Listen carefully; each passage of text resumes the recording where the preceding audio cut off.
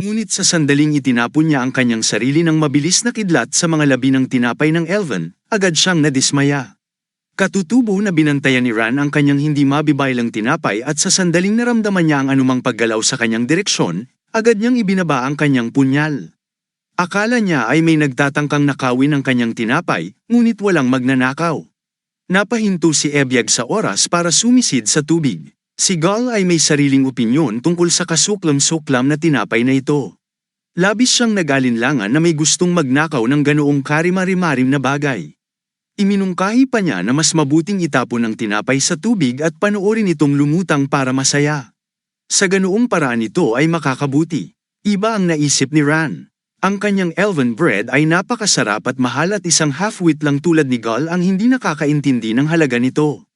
Kasabay nito, si Ebyag, na takot na mamatay, ay hindi maintindihan kung ano ang mali sa mga taong ito. Lahat sila ay mga snake killer. Ang lahat ng ito ay nagsimulang magalit sa kanya. Upang makaganti sa kanilang lahat, nagpasya siyang kagatin ang binti ng kalbong Hangal. Samantala, walang hinala si Gal at patuloy na iginigiit ang kawalan ng silbi ng tinapay at ang masamang lasa ni Ran. Nang sinubukang kagatin ni Ebyag ang binti ni Gal, nadismaya siya. Nabali lahat ng pangil niya. Hindi lang siya makapaniwala na napakatigas ng paa na ito na parang bato. Naramdaman din mismo ni Gal na may humawak sa kanyang binti at itinapon ng malas na ahas. Pero hindi dahil nasaktan siya, kundi dahil nakikiliti ito. Sinubak ng kawawang Ebyag ang matigas na dalampasigan para sa lakas pagkatapos ng kanyang paglipad. Muntik na siyang malunod, ngunit pagkatapos ay nagawa niyang makarating sa pampang na minumura ang malas ng araw. Ngayon kailangan lang niyang gumapang pauwi at manghuli ng mga lobo, na mas madaling biktimahin kaysa sa mga halimaw na ito. Marami, mas madali, biglang lumitaw ang isang kislap ng pag-asa sa abot tanaw. Isang mabangis na manok na walang ingat na naglalakad sa baybayin na sumisira sa lokal na fauna ng mga uod at surut.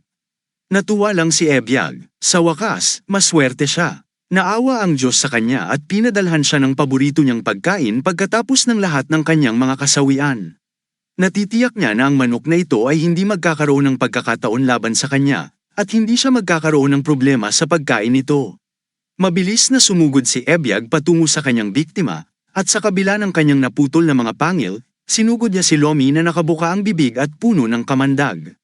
Pero sa pagkakaalam natin, hindi ordinaryong manok si Lomi. At may isasagot siya, bagamat lumalabas, hindi gaanong kailangan ni Ebyag. Sapat na ang isang sampal para lumipad siya.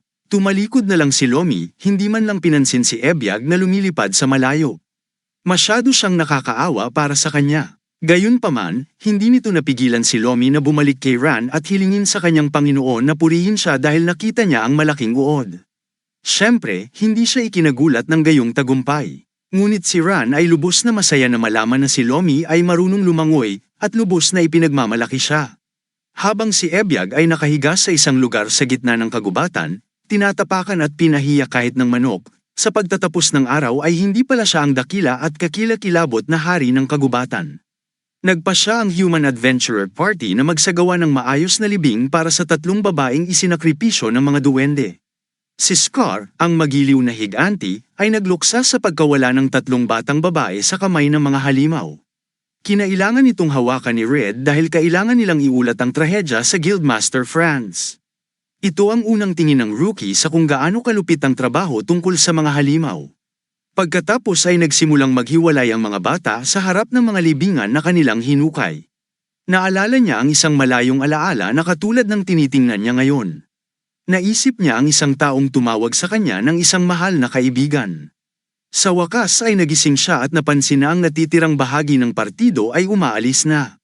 Sa isang bahid ng dugo na lumalabas sa kanyang ilong, hindi alam ni Cross kung ano ang nangyari sa kanya. At kaya, bumalik ang party sa headquarters. Tahimik lang sana itong lakad pauwi, ngunit nakarinig si Nomiya ng kakaibang tunog. Nang sa wakas ay nalaman niya kung ano ang nangyari, sinigawan niya ang lahat na agad na bumaba at magtago. Agad namang sumunod ang lahat, nagtitiwala sa hatol ni Nomiya. Tinanong siya ng lahat kung ano ang nangyayari. Narinig na pala niya ang tunog ng mga hakbang sa pagmamarcha. Marami sa kanila, habang nanatili ang lahat, nagpa siya ang adventurer na may ranggo na ginto na mag-imbestiga.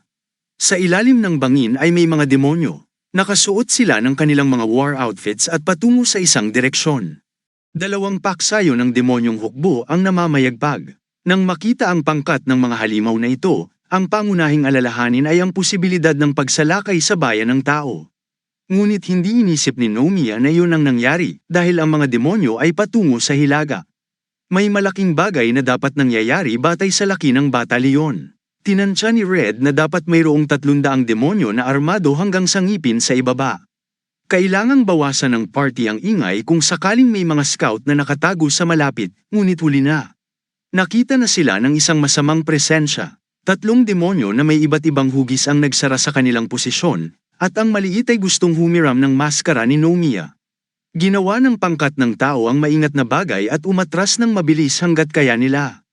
Ito ay mga demonyong taga-manman. Kailangan nilang ihanda ang kanilang mga sandata para maghanda para sa pakikipag-ugnayan. Habang ang party ay nasa bingit ng takot, ang mga demonyo ay nanatiling malamig at walang pakialam. Ang maliit ay pinangalan ng Sira, at siya ang namamahala sa scouting unit na ito. Galit na tinanong ni Red ang mga demonyo kung ano ang kanilang ginagawa, ngunit ang pagtawag sa mga halimaw na ito ay isang masamang hakbang. Iginiit ni Slick, ang Greed Demon Scout, na sila ay mga circle performer lang na dumarating.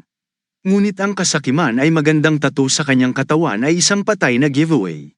Ang nakamaskara na Thalamus ay higit pa sa uri ng Get Things Done, at nilayo niyang malaman kung bakit may mga tao rito. Kung ang partidong ito ay nag-ulat pabalik sa kanilang guild, maaari itong magdulot ng gulo para sa kanilang pangunahing misyon. Hindi yun hinahayaan ni Sirabella. Napagpasyahan niya na walang taong adventurer ang uuwi ngayon. Gusto niya ang libangan na dulot ng mabagal na sakit, kaya ito ay magiging madyugo. Kahit si Slick ay medyo natakot sa mga kapatid na ito na ipinarace niya. Nang tanungin kung gusto rin niyang pahirapan, iningatan ni Slick ang kanyang sarcastic act. Nais ni Nomiya na pigilan ng mga demonyo habang ang iba ay nakatakas. Hindi naman hahayaan ni Red na mangyari yun. Ang pakikipaglaban sa mga demonyo ay katangahan lamang. Ang mga nilalang na ito ay nagtataglay ng kapangyarihan na magmumukhang isang biro ang mga nangungunang manlalaban ng tao. Hindi magkakaroon ng pagkakataon ng kanilang partido kahit ibigay nila ang lahat. Napansin ni Sirabella ang plano ng partido na tumakas, na hindi dapat maging malaking bagay dahil kailangan lang nila ng isang buhay para sa interogasyon. Kung yun ang kaso, ang malupit na si Sirabella ay gustong-gustong magkaroon ng kanyang dosis ng kasiyahan. Ang unang target ay ang mahinang salamangkero sa gilid. Napangiti si Sirabella sa pag-iisip na mag-drawing ng dugo, ngunit ang kanyang palihim na pag-atake ay napigilan ang oras ng reaksyon ni Nomiya. Maaaring nawasak ang kanyang talam, ngunit nailigtas niya ang salamangkero at hindi niyo nababagay sa pinuno ng scout. Pagkababa mismo, si Sirabella ay nagpakawala ng isa pang mabilis na pag-atake na halos hindi naiwasan ni Nomiya, napunit ang kanyang jacket. Pagkatapos ay narinig ng adventurer na may ranggo na ginto ang isang mapaglarong babala na tumingin sa kanyang kaliwa. Sa sandaling ibinaling niya ang kanyang ulo sa kaliwa, isang napakalaking slick ang pumasok mula sa kanan na may isang buong lakas na sipa.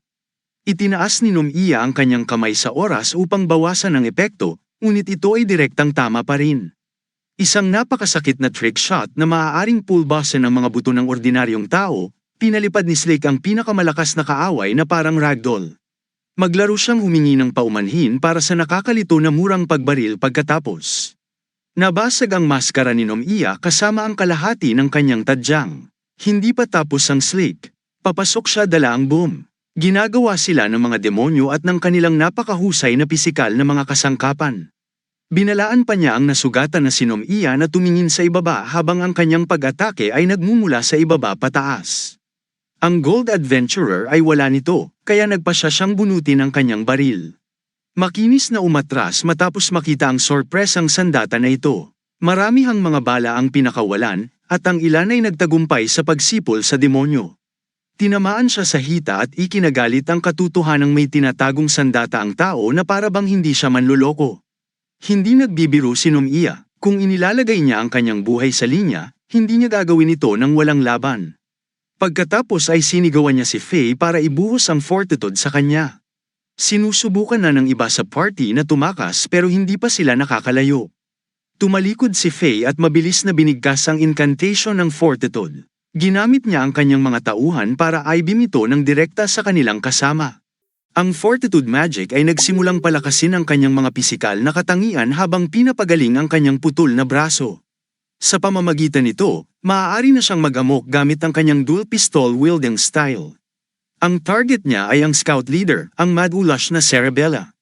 Habang abala sa pinuno, nagkaroon ng malinaw na pagbaril si Thalamus para pigilan ang kalokohang ito. Sa isang maliit na bahagi lamang ng 1 segundo, nagawa niyang isara ang agwat upang makakuha ng isang nakamamatay na suntok. Medyo malayo na ang party sa aksyon, ngunit narinig pa rin nila ang pagsabog mula sa kamao ni Thalamus. Nagkaroon ng krisis ang baguhan.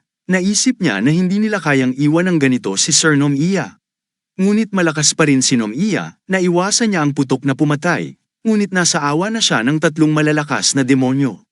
Ang Cerebella sa partikular ay napakahirap pakitunguhan. Ang kanyang bilis ay maaaring gawing walang silbi ang saklaw ng bentahe ng baril. At para alisin ang kalahati ng pagbabanta, kinuha na lang niya ang isang braso ni Nomiya. Sobra ang sakit ng pagkaputol-putol, at naabutan ng iba pang mga scout. Samantala, nagprotesta si Cross the Rookie na kailangan nilang bumalik para sa kanilang senior.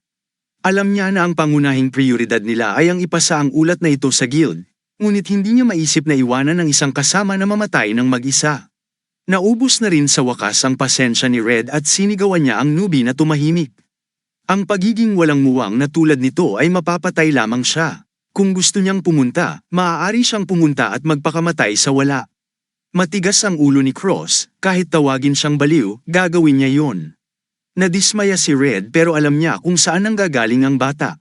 Parang kapatid niya si Nomiya. At ang kapatid na yon ay kasalukuyang binubugbog ng itim at asul ng mga walang awa na halimaw. Si Thalamus at ang kanyang mabibigat na hit ay naglalagay sa veterano sa impyerno. Pinuri niya ang kanyang kabayanihan at isinakripisyo ang kanyang sarili para makatakas ang kanyang mga kaibigan. Ngunit naniniwala siya na upang maging isang tunay na bayani, kailangan mong maging napakalakas. Bago dumating ang huling suntok, si Thalamus ay nag-ambala ng isang hindi inaasahang panauhin. Pumasok ang rookie dala ang kanyang espada at kalasag, handang ipagtanggol si Sir Nomiya. Nagawa niyang masugatan ang kamao ni Thalamus, kaya ibig sabihin ay may nakalaban siya sa kanya. Iginiit ni Cross na ipapakita niya sa mga hayop na ito ang lakas ng liwanag kung magpapatuloy sila. Mukhang hindi siya nagbibiro, nagsimulang maglabas ng maliwanag na liwanag ang espada sa kanyang kamay. Nasa kamay niya ang espiritual na sandata na pinangalanang Light-Forged Blade of Leontius. Ang pag-uudyok lamang sa kapangyarihan at pangalan nito ay kinuha ang lahat ng mayroon si Cross sa tangke. Ang Blade of Leontius ay hindi tinawag na isang espiritual na sandata para sa walang kabuluhan dahil maaari itong tumawag ng isang dambuhalang espiritu ng espada mula sa langit. Matagal nang nag-blackout si Nomiya sa lahat ng pambubugbog. Si Cross ay malinaw na labis na nagpapahirap sa kanyang sarili upang may sigawa ang pamamaraang ito. Ngunit ang mapanirang kalikasan ng espiritu ng espada ay naging dahilan upang maging maingat ang mga demonyong taga-manman. Naglaslas ito sa isang direksyon, pinutol ang lahat sa daan sa kalahati. Isang paggamit lang ng pag-ataking yun ay tuluyan ng naubos ang rookie. Nanatiling hindi tumutugon si Sir Nomiya habang dumudugo ang kanyang mga sugat. Hinawakan ni Cross sa braso ang veterano at tumakbo ng mabilis habang umiiyak ang puso. Nagkagulo ang scouting party. Muntik na silang malaglag sa hindi inaasahang pag-ataking yun. Hindi nila inaasahan na ang isang kulot na bata ay makakaipon ng ganoong kakilakilabot na puwersa. Ngunit ang pagyayakapan tungkol dito buong araw ay hindi makakatapos ng mga bagay-bagay. Hinabol ni Slick ang umaatres na rookie. Sa bilis ni Slick, tapos na sana, pero si Red at ang loudmouth niya ay tila naapektuhan sa taus-pusong pagsasalita ng rookie. Siya at ang natitirang bahagi ng partido ay nagpasya na bumalik at bumili ng ilang oras para sa retreat. Si Red ay isang madamdaming lalaki. Ang pagtakas ay hindi talaga niya estilo. Ang pakikipaglaban sa mga demonyo ng direkta ay mas katulad nito. Natuwa si Cerebella sa pagpapakita ng katapangan na ito. Naisip niya na magiging masaya na makipaglaro sa isang buong partido ng mga adventurer. At kaya, ang scouting party laban sa silver-ranked human adventurers ay nalok sa digmaan. Ilang metro mula sa kanila ay si Faye, desperado na sinusubukang pagalingin si Sir Nomiya mula sa kanyang malagim na mga pinsala. Siya ay halos nagmamakaawa sa tagapangalaga ng liwanag na tulungan ang kanilang kaibigan. Pababa sa pangunahing marcha ng hukbo ng demonyo, makikita ang kasakiman ng demonyong sundalo sa unang upuan na si Teniente Zex. Hindi niya gusto ang napakaraming kaguluhan sa bangin na yon. Dahil walang ibang gagawin dito kundi magmarcha, siya na mismo ang nagdesisyong suriin ang sitwasyon. Habang pinapagaling ni Faye si Nomiya, nagpanik si Cross dahil nawawala ang kanyang espada at kalasag. Sa wakas ay napagtanto niyang iniwan niya sila dahil sa kaguluhan. Matapos ang hindi mabilang na mga healing spells, sa wakas ay nagising si Nomiya at nagpasalamat kay Faye. Gusto niyang gumalaw, ngunit hilaw pa rin ang kanyang mga sugat. Kailangan pa ni Faye ng kaunting oras. Ang gusto lang gawin ni Nomiya ay magpaputok ng sonic bullet sa hangin. Ang sinag ng liwanag ay lumipad sa hangin sa bilis ng tunog. Ang dalas ay nakakalat sa kakahuyan. Malayo-layo na ang narating nito, hinahanap ang tatanggap ng signal. Ang mensahe sa loob ng kanyang sonic bullet ay isang distress signal, at isang kahilingan sa pagsagip. Si Strom ay isang magandang damage dealer, lalo na kapag online ang kanyang Berserker's Call. Ngunit kahit nasa pagpapalaki na yon, ang basing lakas ng isang demonyo ay higit na nakahihigit. Sinipa siya ni Slick sa mukha, ipinasa siya na parang football kay Thalamos. Bumagsak ang Strom sa mga dahon at isa pang mapangwasak na pag-atake ang naghihintay sa kabilang panig. Isang buong lakas na suntok sa tiyan ang tumanggap ng bola ng tao. Ang Berserker ay inihagis sa paligid na parang isang laruan. Ang mga finishing touch ay hanggang sa pinakamabilis na scout sa grupo. Napakabilis at matalas ng kamay ni Cerebella na nagsilbing sibat na tumama sa katawan ni Strom. Inalis niya ang kamay niya, bumulwak ang dugo sa buong lupa. Ayaw ni Sir na tinutuya sa labanan. Naroon din si Slick upang maging hindi seryoso ang kanyang sarili. Naglalabasan sa galit ang mga ugat ni Red habang nasaksihan ang pagpanaw ni Strom. Halos masira ang isip niya nang makitang duguan ang kaibigan sa sahig. Sumugod si Red kasama ang Whirlwind Fury habang binabawi ni Scar ang Wild Chop. Ang parehong mga pag-atake ay medyo mapanira at mas mabuti kapag pinagsama. Ang problema lang ay napakabagal nila. Hindi man lang nakita ng mga scout na isang banta ang pag-atake nito. Nagpasya si Thalamos na umakyat at ipakita sa mga tao ang pagkakaiba sa kapangyarihan. Sapat na ang impact mula sa kanyang suntok para ma-neutralize ang pinakamagagandang galaw ng mga adventurer. Sapat na yun para mabunat ang mga matitibay na puno sa paligid. Sa wakas ay nagkaroon ng ideya sina Red at Scar kung gaano kalayo ang pagitan nila at ng mga kalaban. Dumating si Teniente Zex sa larangan ng digmaan at tinanong kung may mga scout sa lugar. Agad namang lumuhad sina Cerebella, Thalamos, at Slick at nagbigay galang sa opisyal. Ipinaliwanag ni Sir na nadiskubre nila ang ilang mga adventurer na sumilip sa paligid at kasalukuyan silang nasa proseso ng paglilinis. Nabigo si Zex nang marinig na nahihirapan ng pangkat na ito laban sa mga tao lamang. Sinubukan ni Slick na mga tuwira na ang mga kalaban ay napakadulas at mahirap pakitunguhan tulad ng mga hayop. Agad naman siyang pinatahimik ni Zex. Gusto lang ni Zex na gawin nila itong mabilis at mabilis na magulat muli. Walang sinumang tao ang maiiwang humihinga. Ang maikling sandali na yun kasama ang tenyente ay nagbigay kay Red at sagang ng pagkakataong makuha si Strom kay Faye para sa pagpapagaling. Ngunit hindi siya maaaring gumaling habang tumatakbo. Ang paghahagis ay nangangailangan ng 1 toneladang konsentrasyon. Sinabihan ni Red si Cross na ipasa si Nomiya kay Scar upang muli siyang makasali sa laban gamit ang kanyang makapangyarihang pamamaraan. Pero nawalan siya ng armas kanina. Ang galit ni Red para sa rookie na ito ay lumalaki sa pangalawa. Samantala, ang sonic bullet ay nakatakas sa kakahuyan, naglalakbay sa isang bayan ng tao.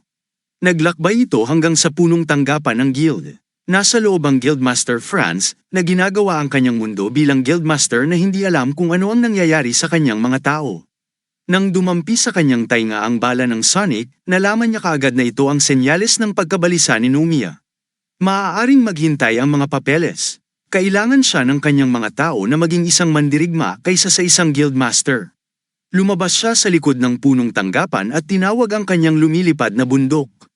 Ang paraan ng transportasyon ng Guildmaster ay isang aktwal na dragon na pinangalanang Tempest. Oras na para gumawa sila ng splash. Ang kaguluhan sa bangin ay nagsisimula ng mapansin ng hukbo sa ibaba. Maging ang galit na demonyong kapitan at ang kanyang panloob na bilog ay nagsisimula ng mausisa. Ipinagdiwang ng demonyong nahuhumaling sa labanan ang posibilidad ng isang lasa ng aksyon sa nakakainip na paglalakad na ito.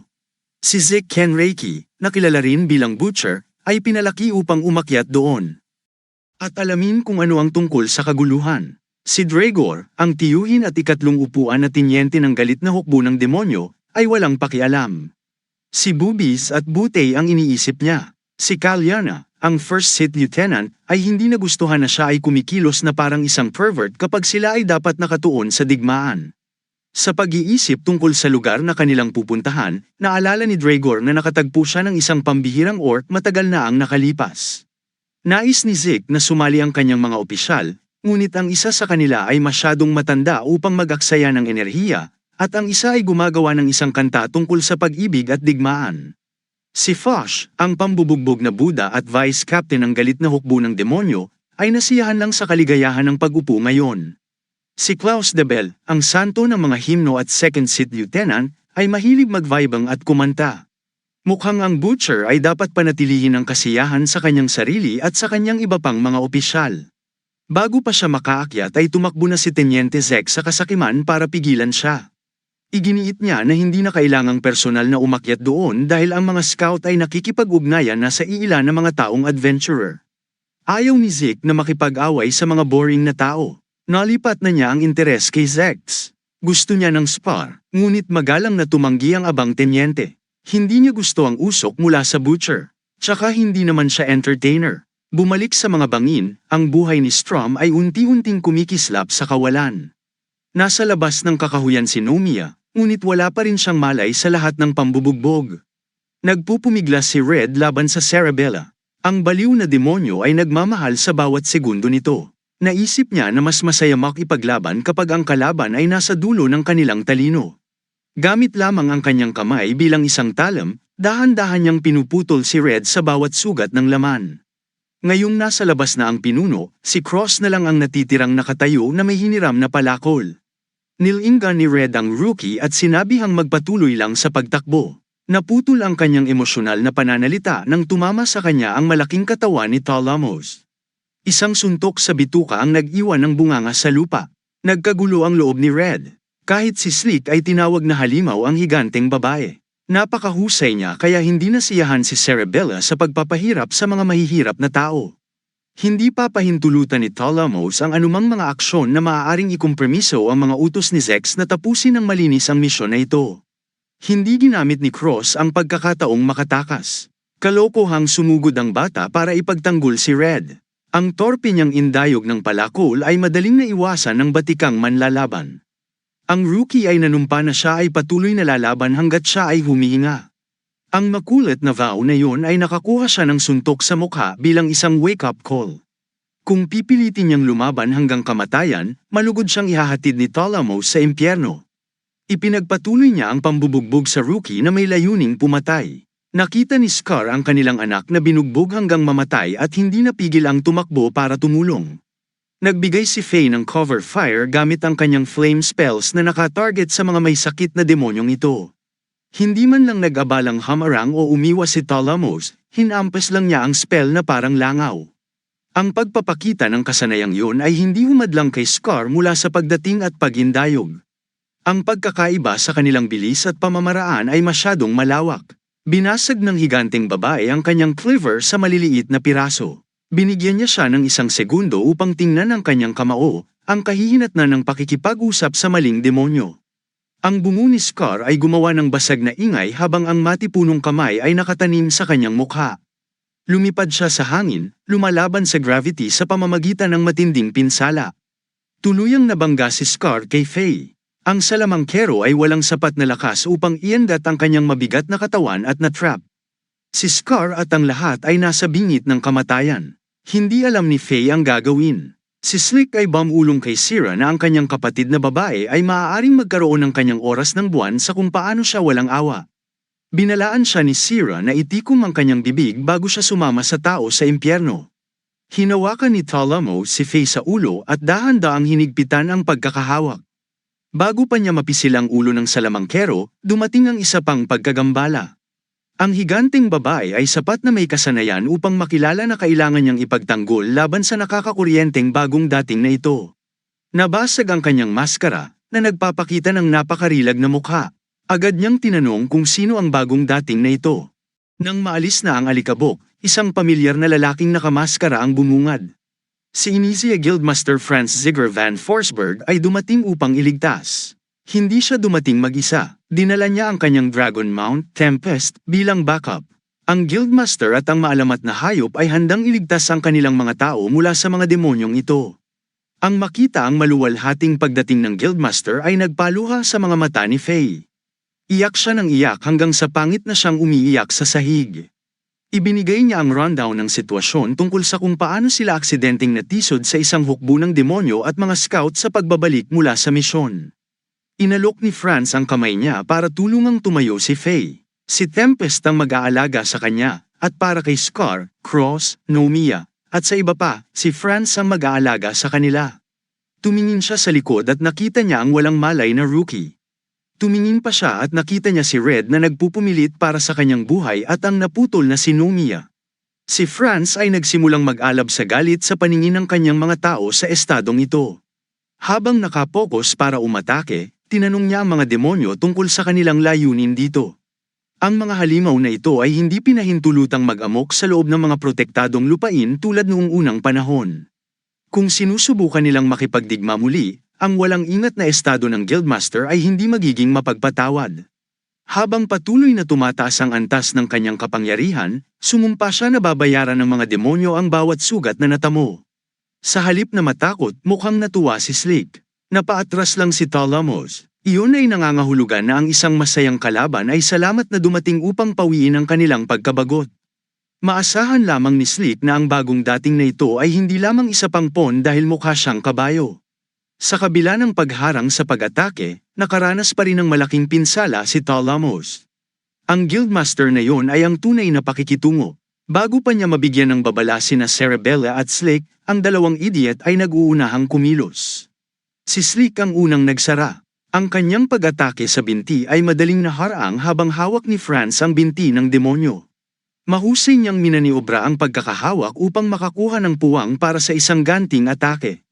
Nang ibaba niya ang kanyang braso para tumaga, napunit ang binti ni Slick mula sa mga tuhod sa ibaba. Nang sumipa ang sakit ng pagkakawasak ng kanyang binti, namimilipit si Slick sa sakit sa lupa. Ang Guildmaster Franz ay hindi pa tapos. Ang kanyang nakakakuryenteng pose ay puno ng lakas.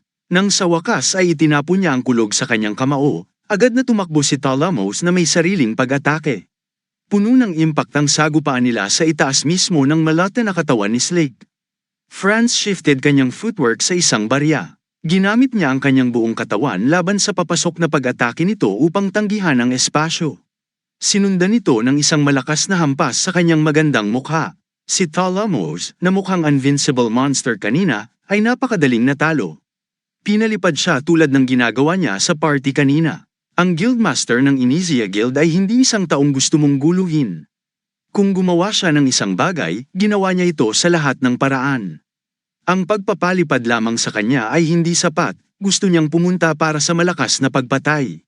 Nang makarating si Talamos, kinain niya ang isa pang mapangwasak na kamao sa mismong katawan.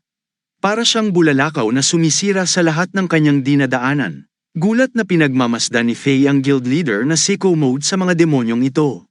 Mukhang hindi man lang pinagpawisan si Franz matapos niyang harapin ang ganoong kasanayang manlalaban. Nakita ng pinuno ng scout, si Sarabella, kung ano ang kaya niya at nagpasya siyang mag-ingat. Alam na ni Talamos na outmatch sila, kaya nakiusap siya sa kanyang kapatid na umatras at magsumbong muli kay Teniente Zex. Si Sarabella ay sumumpa na kaya niyang patayin ang lalaking yon. Bakit hindi natin subukan yon? Naabutan siya ng Guildmaster Franz para linisin ang eksena pagkatapos ng lahat. Hinawakan sa likod ng ulo ang pinuno ng scout, muling nilagyan ng kuryente ang buong katawan ni Franz. Bumagsak sila sa lupa sa napakabilis na bilis. Tama na ang demonyo laban sa kalokohan ng tao, balik tayo sa pakikipagsapalaran na talagang pinapahalagahan natin. Tinanong ni Ghoul si Ran kung nararamdaman niya ang darating. Ang batang orc ay pumwesto sa harapan at umutot sa mukha ng Dark Elf, tinawag itong lindol. Ngunit talagang nakaramdam si Ran ng hindi magandang pakiramdam na bumubulusok. Kailangan nilang kumilos ng mas mabilis. Kahit na ang orc, Dark Elf, at manok ay gumagalaw sa hindi kapani-paniwalang bilis, Hindi pinalampas ng Ghoul ang pagkakataong magulo. Si Ghoul, Ran, at Lomi ay gumawa ng ilang disenteng pag-unlad sa kanilang ekspedisyon. Sila ay ganap na nakalabas sa teritoryo ng Orc, tulad ng inaasahan sa kanilang hindi tunay na bilis.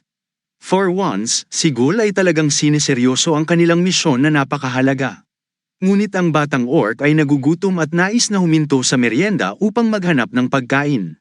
Buong araw silang tumatakbo ng walang tigil, at kailangan ng isang lumalaking batang lalaki na mabusog siya ng merienda, kahit na nabusog na siya 4 na oras na ang nakalipas. Nagatubili si Ran sa huli, at gusto ni Ghoul na ipakita sa kanya kung paano manghuli. Pagkatapos ng ilang pagmamanman, nadatnan nila ang isang kuneho na kumakain ng mga ligaw na halaman. May nakita si Ran na kaibig-ibig, ngunit may nakita si Ghoul na masarap. Nagsimulang gumapang ang Ghoul nang hindi gumagawa ng ingay. Eksperto niyang sinunggaban ang kuneho sa mga tainga ng walang abala. Ang Dark Elf ay may masamang pakiramdam tungkol sa plano ni Ghoul para sa matamis na maliit na kuneho na ito. At ang masamang pakiramdam na yun ay nabigyang katwiran habang sinimula ni Ghoul na putulin ang mahinang fuzzball. Ang vegetarian elf na ito ay hindi pa nakakita ng proseso ng pagpatay, at siya ay natakot. Maaari siyang pumatay ng mga target, ngunit hindi niya mapanood ang proseso ng paghahanda ng karne. Naisip ni Ghoul na samobra ang reaksyon ng kanyang kaibigan. Ito ay kung paano ka nabubuhay sa ligaw tulad ng isang orc pagkatapos ng lahat. Gusto siyang bugbugin ni Ran dahil sa pagiging walang pusong halimaw, pero gumagawa lang ng pagkain si Ghoul. Ang kaibig-ibig na kuneho na yun ay ginawang mock-atas na barbecue. Sinubukan ni Ghoul na bigyan si Ran ng bahagi ng kanilang hapunan, ngunit pilit niyang tinanggihan. Siyempre hindi nakalimutan ni Ghoul na magluto din ng share para kay Lomi ng manok. Maaaring vegetarian ang kanyang amo, ngunit mahilig ang alagang hayop sa karne. Sa wakas ay nagpasya si Ran na harapin ang kanyang pagkasuklam habang hawak niya ang isang plato ng barbecue sa kanyang nanginginig na mga kamay. Naramdaman niya ang mga mata ng kawawang kuneho na sumilip sa kanyang kaluluwa habang siya ay humihikbi. Dumating ang susunod na araw, at ang mga tripulante ay bumalik sa pagtakbo patungo sa Elven Kingdom. Dumaan sila sa lahat ng uri ng kakaibang landas. Tumakbo sila sa malalaking dahon. Minsan ay huminto si Ghoul sa pagtulak kapag nakakita siya ng anumang bagay na maaaring kainin. Ngayon ay isang tanghalian ng Ardelia. Siyempre, tulak pabalik si Ran sa bawat oras. Nais niyang turuan si Ghoul na ang mga nilalang na ito ay tagapagtanggol ng kalikasan. Hindi mo alam kung sinusubukan mong manghuli ng isang tagapag-alaga. Kung diretso mong kainin ang mga ito, isang kakilakilabot na sumpa ang sasapit sa iyo. Sa kabila ng lahat ng yun, pinili pa rin ni Ghoul na hulihin, patayin, at putulin ang maliit na nilalang.